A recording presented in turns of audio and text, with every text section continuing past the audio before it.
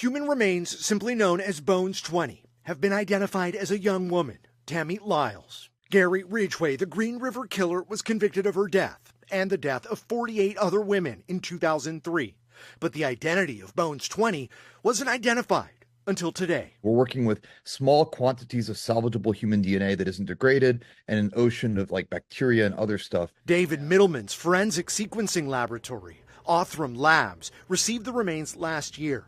Using special technology, they were able to pull hundreds of thousands of markers from the remains and create a profile they ran through a genetic genealogy database, connecting Liles to living relatives in Washington state. I think there's a near future in which a lot of cases become, very tractable. Cases that were previously considered essentially unworkable because the evidence was insufficient, and now becoming cases that in fact could be leveraged with this method to bring answers to families and to law enforcement and everyone else. Liles is officially the last victim to be identified.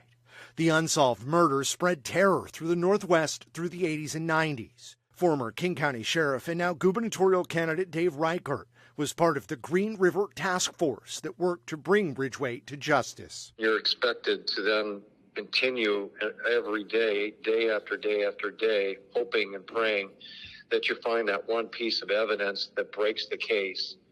And that didn't happen until science was able to solve this case through DNA. As for Ridgway, a man who is responsible for so much death, was able to evade it himself.